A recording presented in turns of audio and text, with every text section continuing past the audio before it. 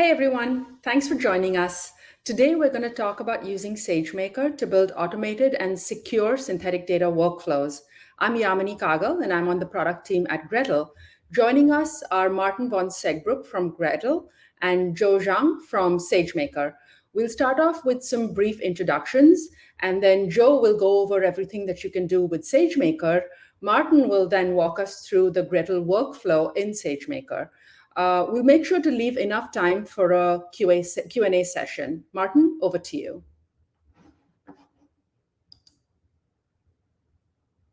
I am Maarten, principal scientist here at Gretel. I lead the customer success team where we actually support customers in their adoption of synthetic data and also in their workflows, and also explore how synthetic data can be used in their use cases.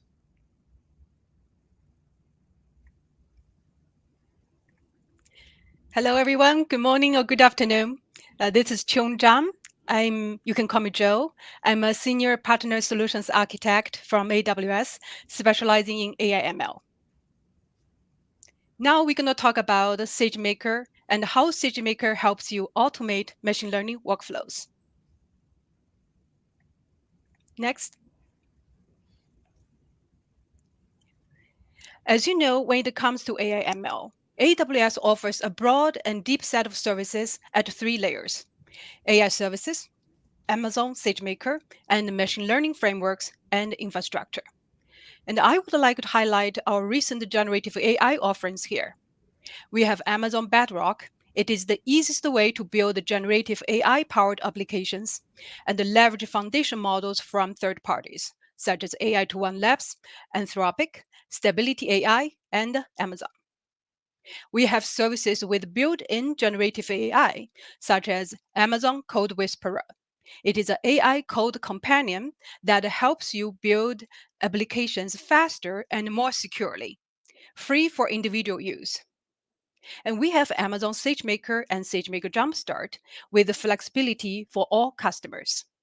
And we have the most price performant infrastructure for machine learning: AWS Trainium and AWS Inferentia combined with EC2 Ultra clusters and high-speed networking. Today, there are tens of thousands of customers using Amazon SageMaker, making it one of the fastest growing services in the history of AWS. Next, please.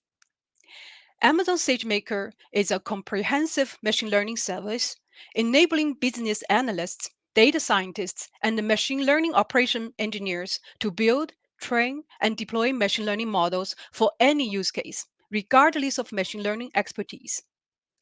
Data scientists can easily prepare data and build, train, and deploy machine learning models with the SageMaker Studio. Machine learning engineers can deploy and manage models at scale with SageMaker ML Ops capabilities. And business analysts can make machine learning predictions using a visual interface with the SageMaker Canvas. Next slide. Customers often tell us some main challenges in machine learning, and SageMaker helps you overcome these challenges. One of the main challenges I would like to mention is that data needs to be labeled and prepared in large volumes before it can be used for training machine learning models. This requires massive data processing capabilities. And SageMaker Ground Truth and SageMaker Data Wrangler make it easy to label and prepare data for machine learning. Also, Gretel's generative AI models for synthetic data generation can improve the data quality for machine learning and preserve the privacy of data. Another challenge that I would like to mention is that, let's go back.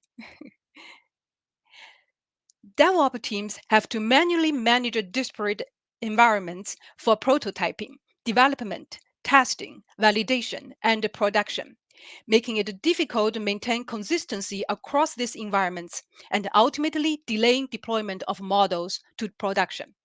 And SageMaker provides ML ops capabilities, including SageMaker pipelines, SageMaker projects, and SageMaker model registry to help you streamline machine learning lifecycle, reducing the operational burden of managing machine learning models in production and accelerating the time to value. Now, next slide. Here we show ML Ops features and the capabilities in SageMaker. We use SageMaker pipelines to automate different steps of a machine learning workflow.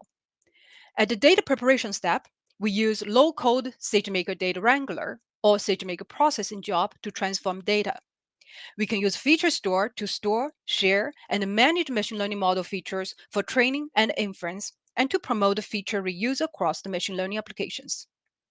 And we can use Gretel products here to generate synthetic data for improving data quality and for preserving data privacy. During model training and tuning, we use SageMaker experiments, track, and find the best performing model, and use model registry to register the best model. And we then deploy the model to a SageMaker endpoint, and use Model Monitor to detect model drift and data drift for models in production.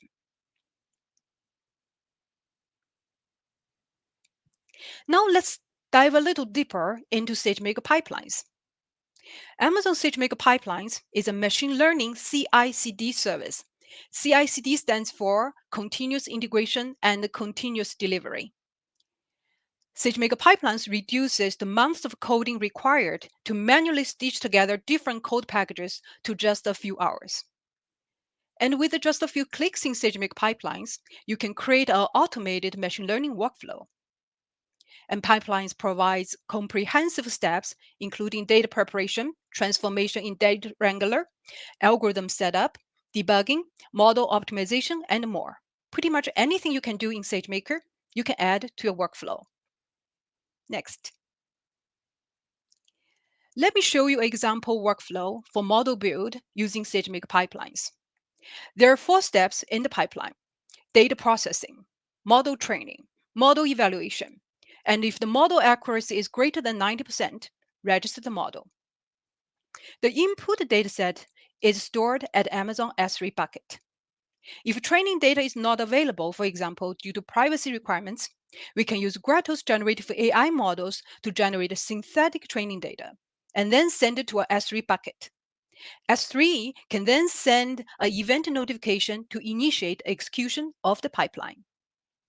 Later, Maarten from Gretel will demonstrate you how to use Gretel to generate synthetic data and then send it to S3 bucket. So, how to create automated SageMaker pipelines? You first create steps by writing scripts for each step. And then you connect the steps by defining a pipeline. And once you define the pipeline, and you can execute the pipeline.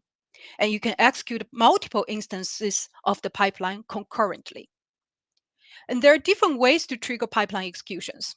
One example, as we mentioned before, we can trigger pipeline execution when a new training dataset is uploaded to a S3 bucket.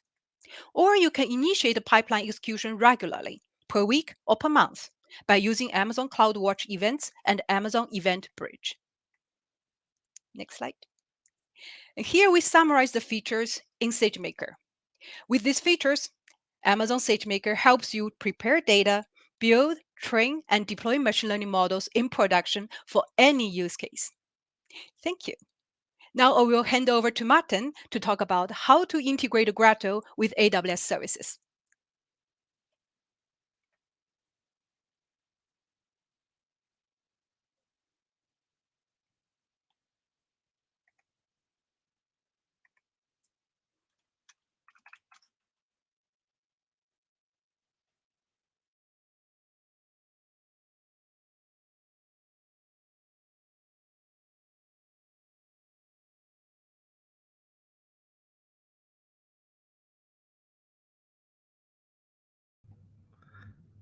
Hey, Maarten, I think you might need to unmute.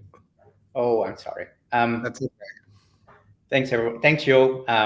So before we go into the demo, I'd like to talk a little bit about synthetic data and what we're doing at Gretel.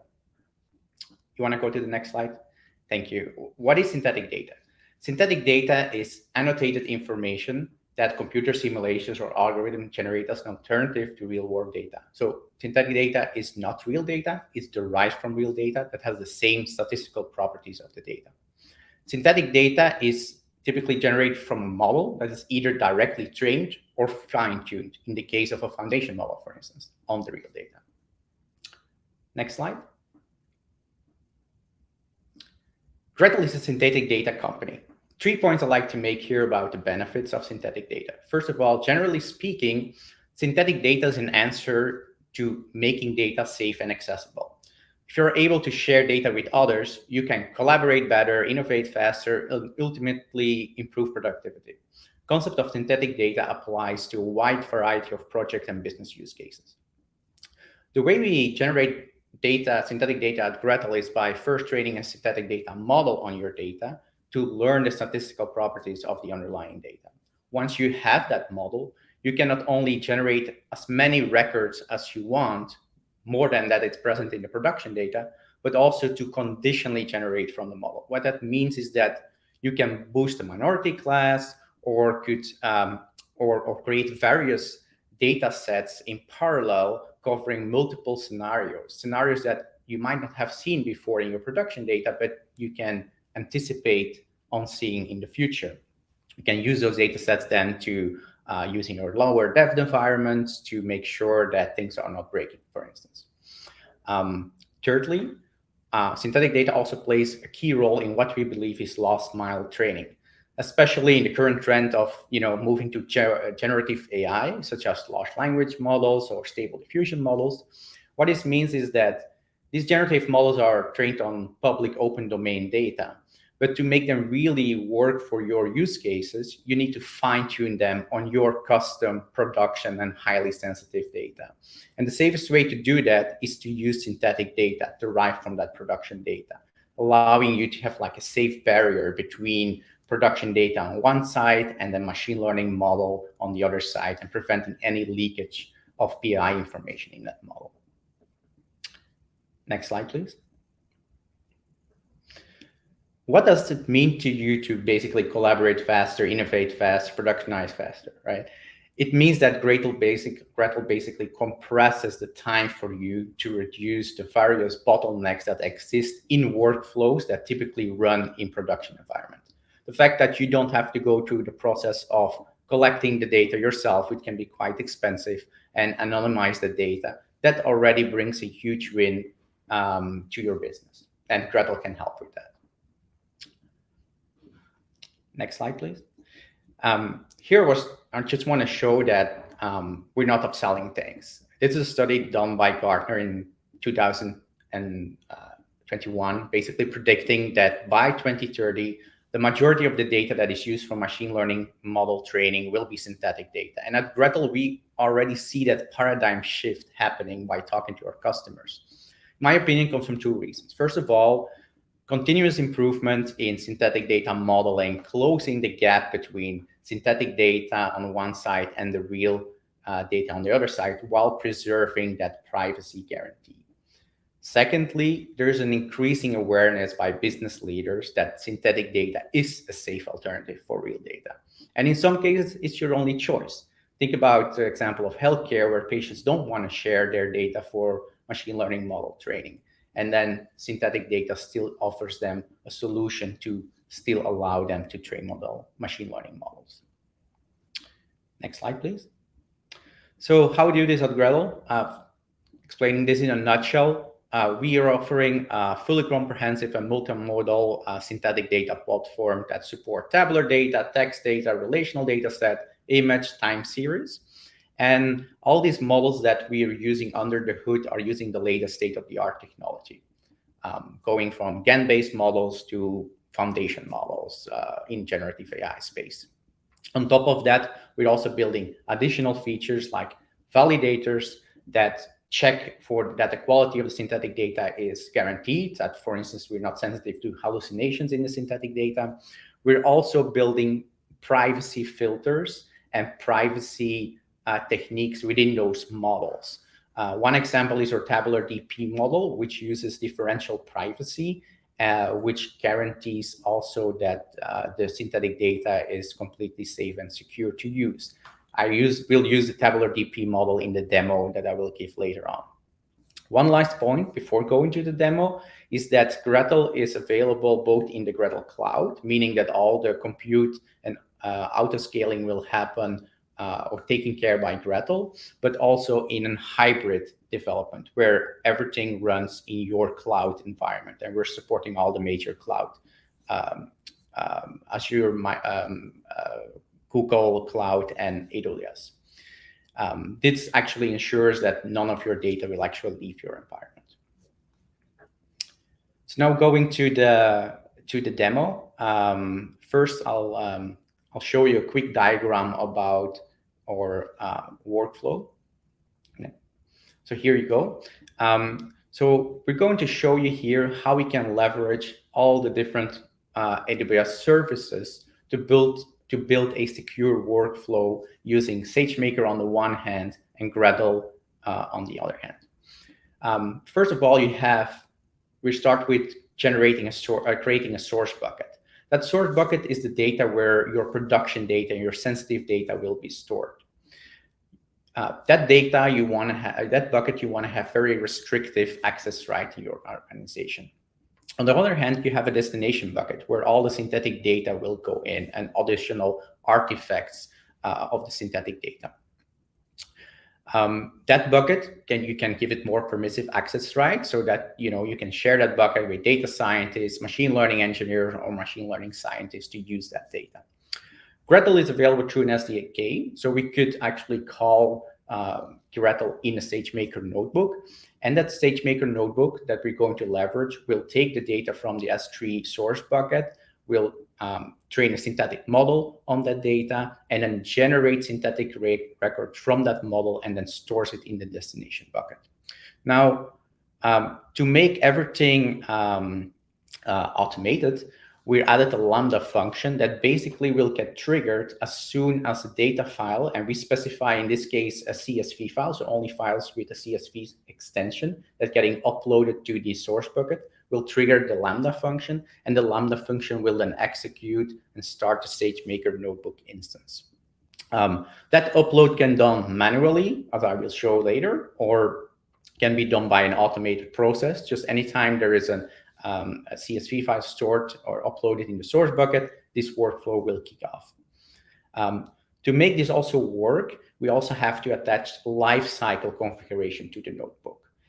That allows you to start the notebook and also stops the notebook when all the processing is done. The notebook goes to an idle state and just spin down the instance on which the notebook is running.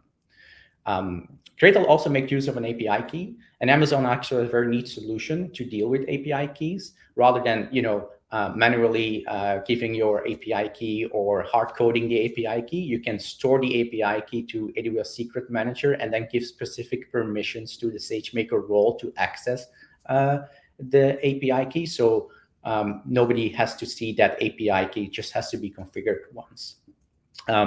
Once this is set up, the entire workflow will run completely autonomously without need for manual intervention. However, you can always check the logs and when the Lambda function is triggered by looking at the Amazon CloudWatch.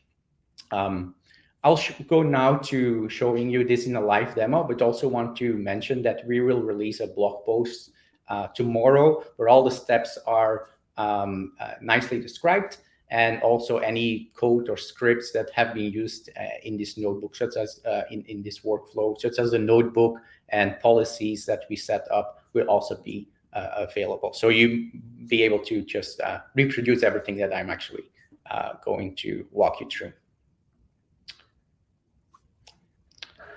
So I'll go over to the screen share here. So this is where we start. We start in S3. We create, like I said, a source data bucket and a destination bucket.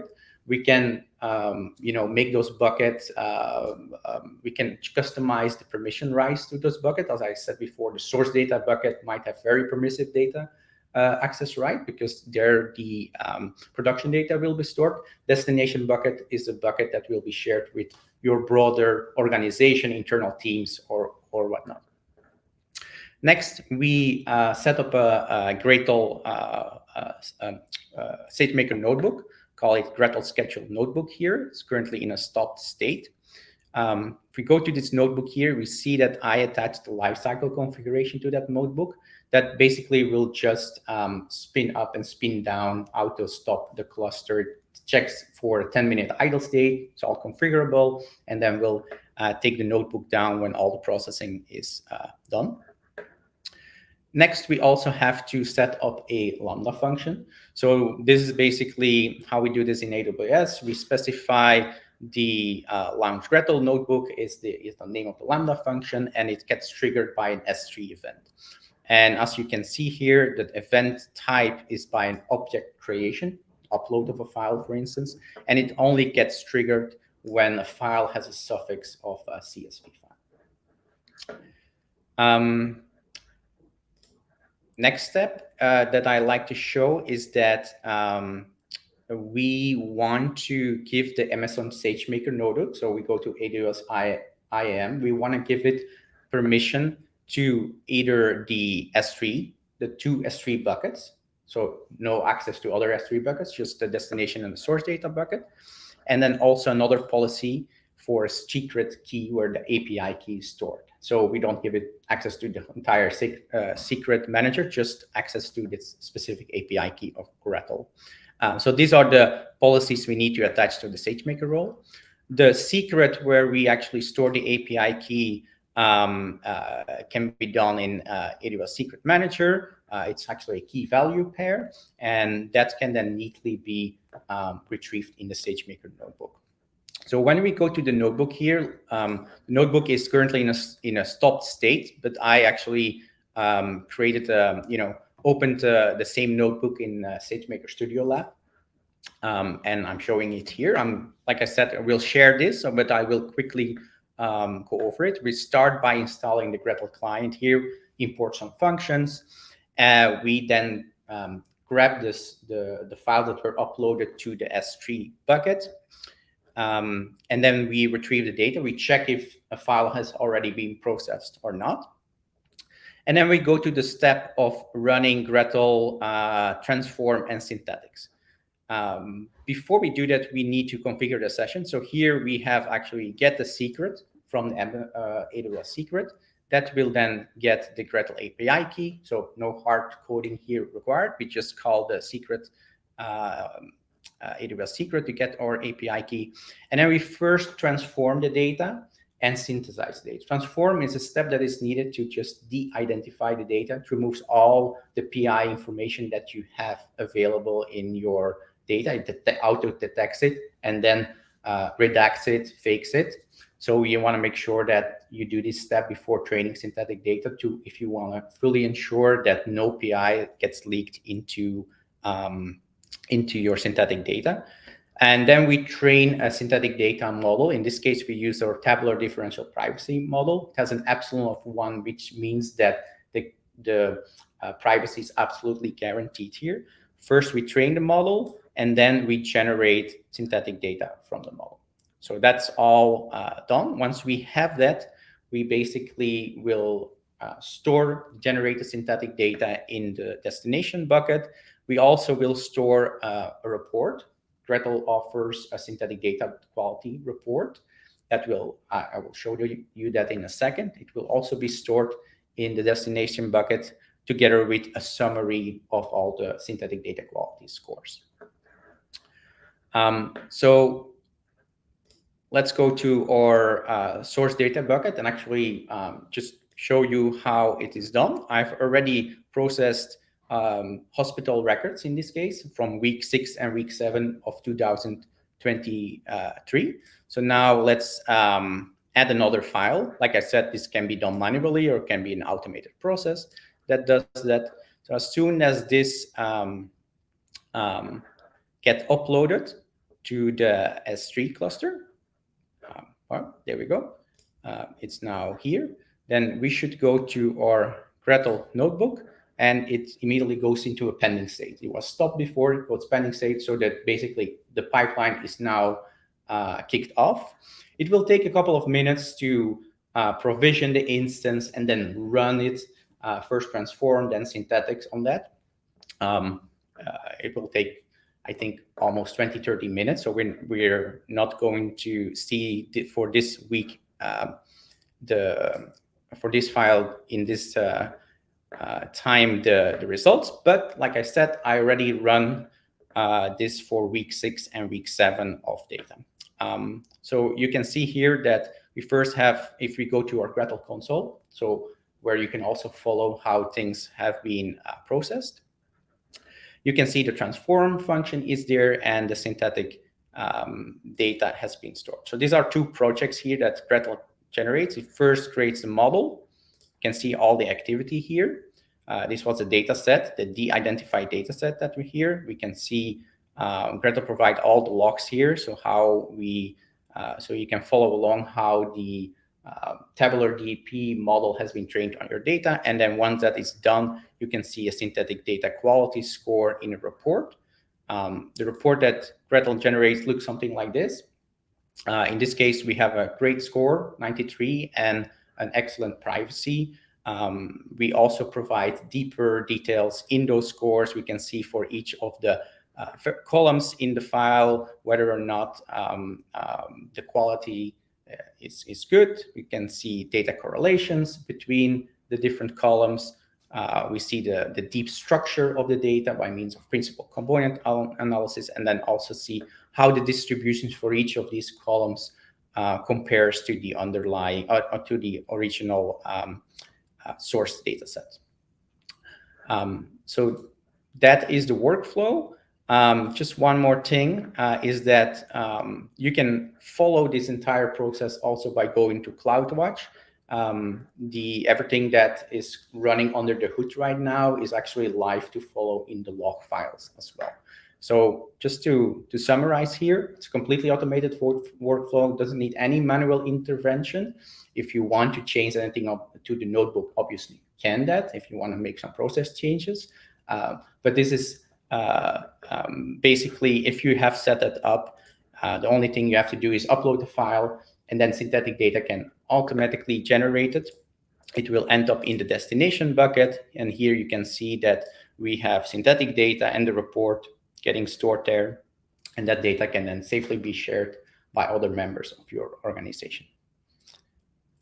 That is the demo here. Over to Yamini.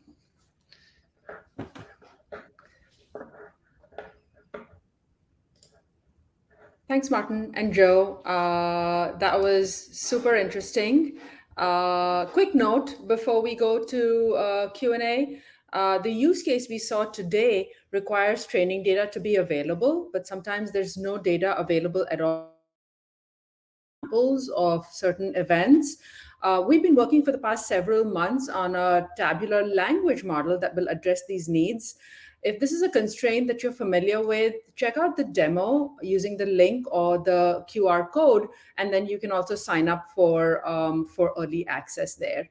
I also wanted to say that Maarten's demo kind of walked through one example, but you can do various things. In addition, we also support different data types such as JSON and Parquet. So have a look around. You can sign up for Gretel. We have a generous free plan. Over to Q&A. Murtaza, if you could show us the first question. I think that was for Joe, but Joe already answered it in the comments thread.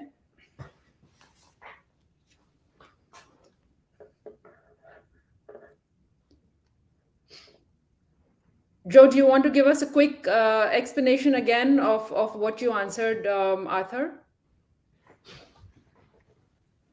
Okay. Yeah, regarding SageMaker Notebook or SageMaker, it's an integrated machine learning development tool, and you can pretty much do any machine learning workloads on it. And you can do data preparation using different services available. You can just use it like a Jupyter notebook. That's the basic.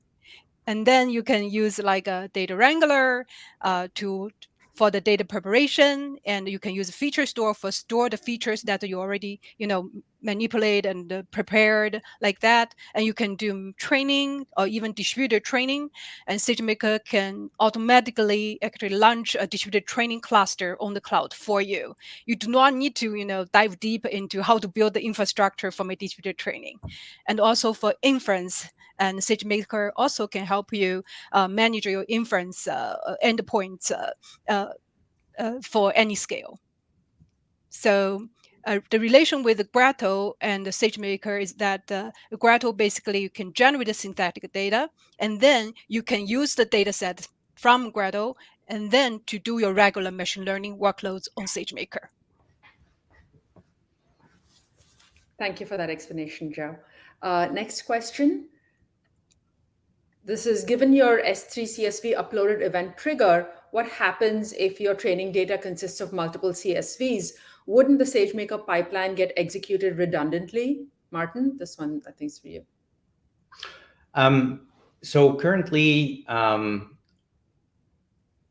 if your data you can do a bulk upload of the CSV. So if you have multiple CSV files, you can also upload that.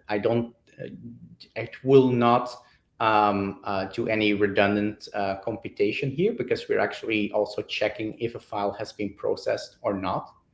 I have to see the question again for the last part, if you want to show it quickly, Mortaza.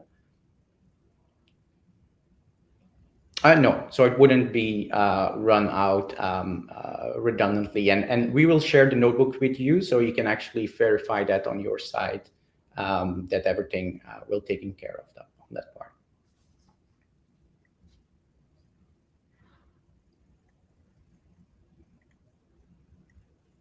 Question for you again, Maarten. Briefly, how are the quality metrics computed? Yeah, so we're actually computing 3 types of quality metrics in our report. One has to do with field correlation stability, so seeing how are each columns in the correlation between each columns that is in the synthetic data and how it actually refers to in the original data. Secondly is the deep structure quality. We're actually doing a PCA analysis on the real data and to the on the synthetic data, and we compare, or we have a distant metrics between the PCA components. And lastly is the field distribution stability, where we actually measure how the histograms for every of those fields are matching against each other. For more details, I would suggest to read to our Gretel docs or reach out offline, where we can actually go to deeper mathematical concepts, if that's what you want to hear. But that's just in a high-level overview how we compute those metrics. We also have some links that we can share on that sort of dive more in. Feel free to check out our blog. We've got a lot of content there that sort of dives into how the reports are generated and the quality metrics. Next question for Joe. Does SageMaker handle the scaling of notebook resources dynamically, and how do you assess performance? So when you create a SageMaker notebook instance, you need to select a compute instance type based on what you want to do in the notebook. So actually, a best practice when using a SageMaker notebook is to use the notebook to orchestrate other AWS services for machine learning training and inference. Actually, you can see from Maarten's demo, he uses SageMaker notebook to orchestrate a Lambda function, orchestrate the Gretel cloud, synthetic data generation. So one example also for using notebook, you can launch a SageMaker distributed training with GPU instances. And then SageMaker can automatically stop the GPU instances once training is finished. So you only pay what you use. Or you can use notebook to launch SageMaker endpoints for inference. And then SageMaker endpoints supports automatic scaling. And that means when the inference workload increases, the auto scaling brings more instances online. And when the inference workload decreases, auto scaling going to remove the unnecessary instances that you provisioned. And then you can save compute cost there. Great. Thank you. Thank you, Joe. Next question, Maarten, what is synthetic data well suited for and what are its limitations? Yeah, that's a good question. So first of all, synthetic data accelerates your development, right? So that's very well suited for that. So allows you to share data, collaborate better, innovate faster, productionize faster, and ultimately monetize faster. Um, you can use synthetic data to establish privacy and fairness of your data. You can be using to augment your production data or real data with synthetic data to, like I said, boosting minority classes or creating scenarios that it has not been seen by production data. So if you don't want to replace your production data or real data, you can augment that data with synthetic data sets.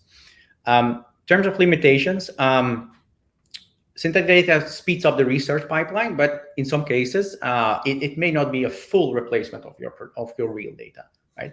So ultimately, any final tools that you can deploy for a production model that's going to be live in production, we suggest you to evaluate it, fine-tune it, and assess it against the real data, right?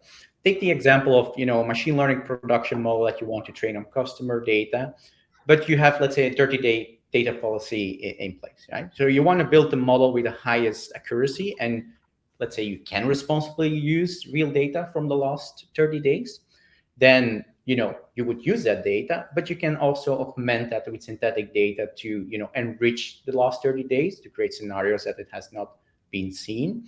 But also you don't have access to the data from the previous month, but you can use the synthetic version of that data. So you can use real data to get the highest accuracy and augment that further with synthetic data. But also note that although there might be in some cases a utility loss between real and synthetic data, in some cases you don't have an option. The only way you can actually train a machine learning model on your production data is through synthetic data, because it gives you that safe barrier. And that's something that sometimes we see with healthcare customers. I hope that answered the question.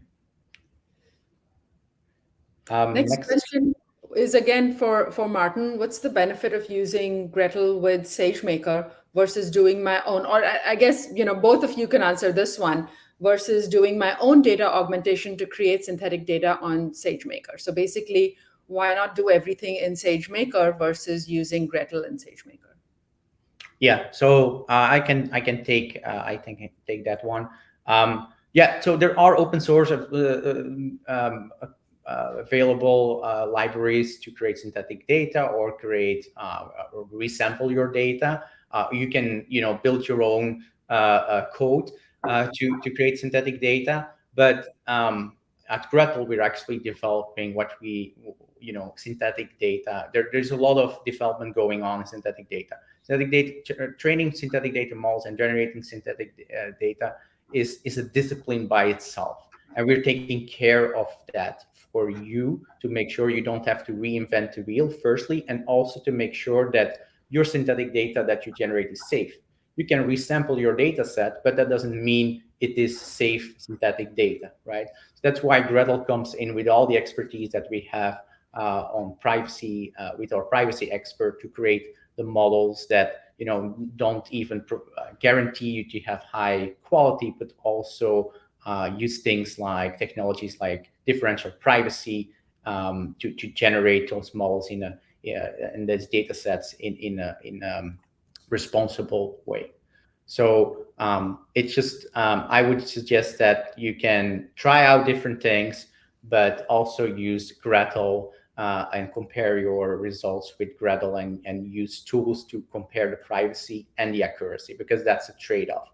And lastly, Gretel has a free, you can freely sign up with Gretel, meaning that you can test out and see it for yourself and how things compare to your own data augmentation scripts that you write.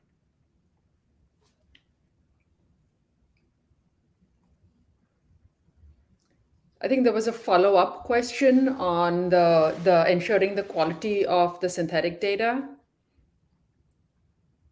Okay. Does Gretel have any way to ensure the quality of synthetic data? Meaning, how do we know whether a synthetic is made reflecting the reality instead of out of the reality? So this is what I already mentioned about the synthetic data quality report, where we compare real with synthetic data. That actually gives you already a sign of how good your synthetic data is in terms of statistical properties. Additionally, Gretel also offers the evaluate report, meaning that, let's say your use case is to train synthetic machine learning model on your synthetic data. So with our evaluate use case, we can compare how a machine learning model that is trained on your real data would match, synthetic machine learning model trained on the synthetic data. So it also depends on how your use case is. So if ML utility is something you want to test your data on, then having that comparison is something that is handy, and that's what Gretel provides. Additionally, we also have privacy filters and other validators in place, meaning that we want to make sure we don't, like for instance, outlier filtering. We want to make sure that if there are outliers in the training data, those outliers are not present, or synthetic is not going to create those outliers because they are risky for the identification. Also, similarity filters. We don't want to make sure that we want to make sure the synthetic data is not matching the original training data or some records of the original training data. So you have a tuning knob that you can choose for accuracy versus privacy trade-off that we also offer. I hope that answered the question.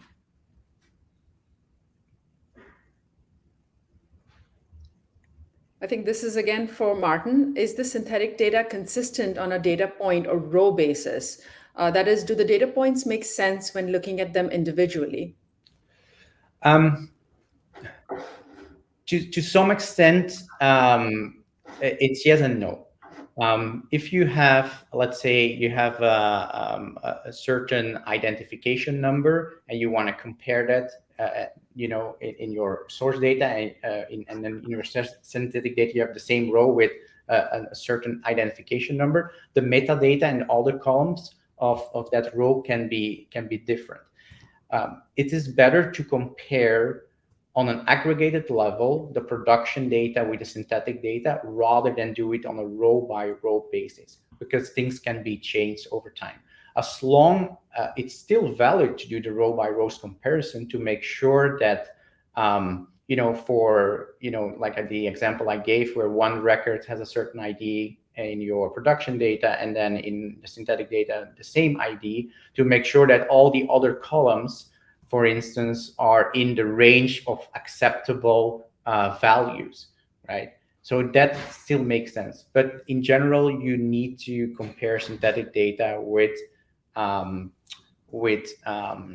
production data at the aggregate level. And the way to actually to explain this the best is you can generate unlimited amount of data from your production model. So you have 1,000 records in your production data, you create 1 million records of your synthetic data. It's hard to compare record by record because you can create larger volumes as well with synthetic data.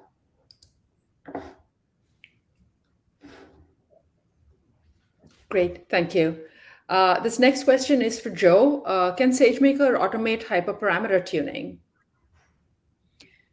The answer is yes. Actually, there are two SageMaker features that can automate hyperparameter tuning. One is SageMaker automatic model tuning, and another one is SageMaker autopilot. Both features are able to tune machine learning problems, for example, if it's a binary or multiple classification based on your data, and the algorithms, and also tune hyperparameters. But in addition, actually, autopilot covers an extra step of data pre-processing for tuning. Thank you. Thanks, Joe. Do we have time, Murtaza, for one last question?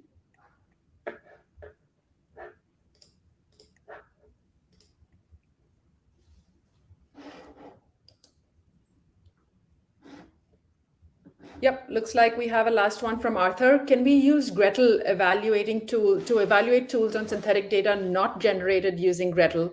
Does Gretel's quality control algorithms are they usable separately from the data generation? Yes. Great So question. we have our synthetic data quality report tool, and we have our evaluate tool for ML utility. You can call these as standalone libraries, and you can provide any other. You can compare any two data sets with each other, whether or not they're generated by Gretel or by your own tools. So actually a good way to actually compare how Gretel performs against what you have been using before. Yeah, I also dropped in a comment about using both evaluate and benchmark. We can share links in a follow up email. I think we're at time now. Thank you everyone for joining. And as Maarten mentioned, you can sign up for Gretel and use it for free. And please also check out SageMaker. Joe, any last thoughts before we leave? So it has been a great webinar, and thank you very much for inviting me here. Thank you for joining us. That was great. Thank you, Maarten and Joe, and thank you all for joining. Thanks, everyone. Thank you.